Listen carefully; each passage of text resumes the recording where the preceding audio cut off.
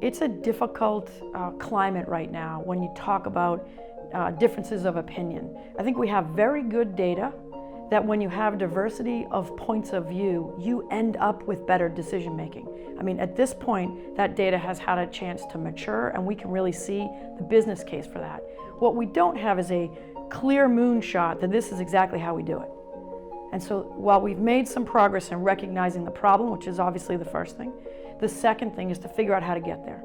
D&I has moved from more compliance-based, where people are looking at numbers and EEO, to diversity being the way that companies want to do business. It's changed dramatically, right? The categories of how we define diversity, right? We talk about veterans, we talk about LGBTQ, we talk about age, we talk about religion. I mean, these were things that in 1970, we were just talking about the core two, right? Race and gender. We understand that there are those primary layers, but then it extends to where'd you grow up? What were your experiences?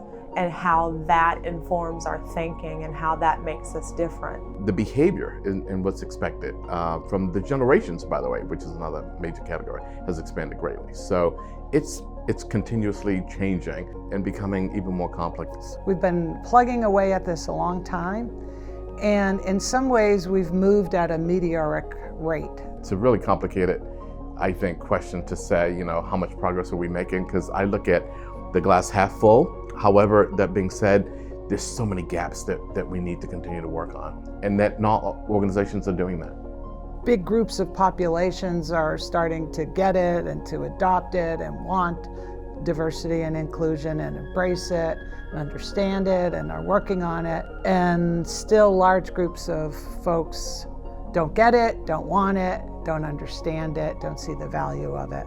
I do think that the right focus right now is looking at the systemic and personal biases we're all bringing to this work. You can't change what you don't identify. Let's create environments where people can really push themselves to understand what's in their way, what are the biases that they're bringing into each of these situations that prevents them from being open to a wider audience. Typically when we start to talk about diversity and inclusion, people love to go to talent. We need to find more people. We need to figure out where diverse people are. Like, what is that? But I think we're ignoring the fact that we have bias, and whether it's institutional racism, baked into our processes in the way that we do business.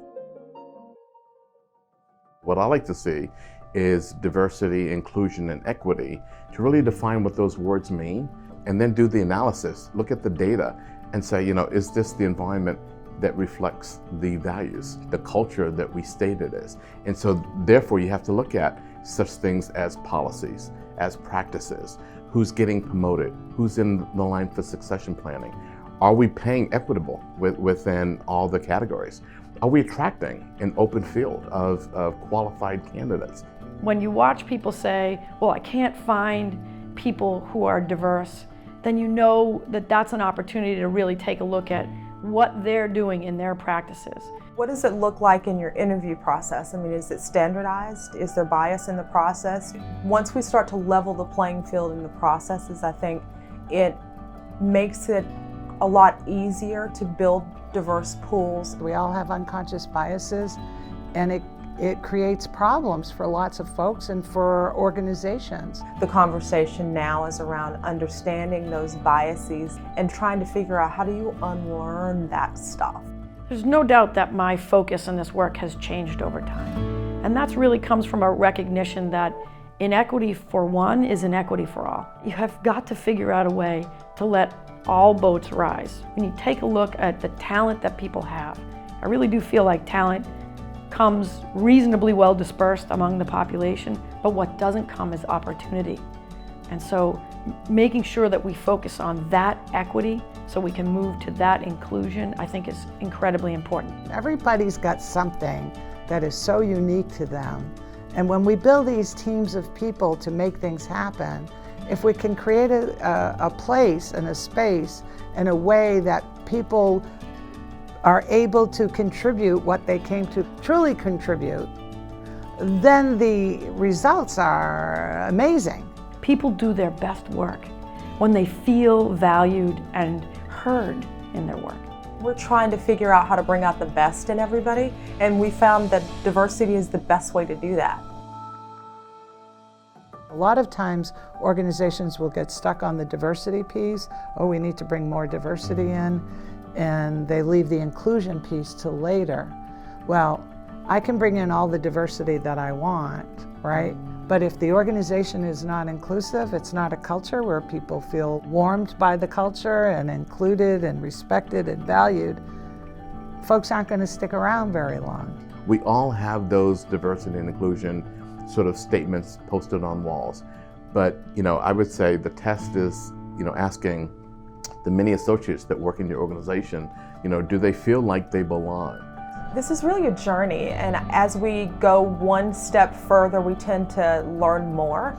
So it started out as diversity, then diversity and inclusion, because we realized that it really needed to be a space for people to feel like they belong. Inclusion is a verb, right?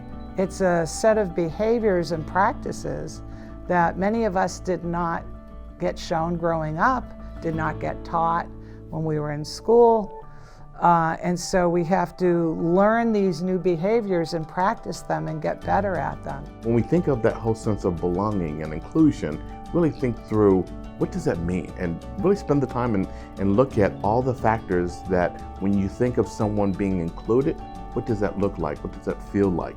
Having a level of empathy and understanding of what words mean and how they, impact the community in which you're building from a cultural standpoint. We all have a beautiful tapestry of experiences that informs our thinking. So I try to keep that in mind when I talk to people and bring it down to a personal level of a time that you felt that you may have been left out or marginalized, of a time that someone made assumptions about you that weren't accurate, and kind of take you to that place. How did it make you feel, and how do we stop that from happening?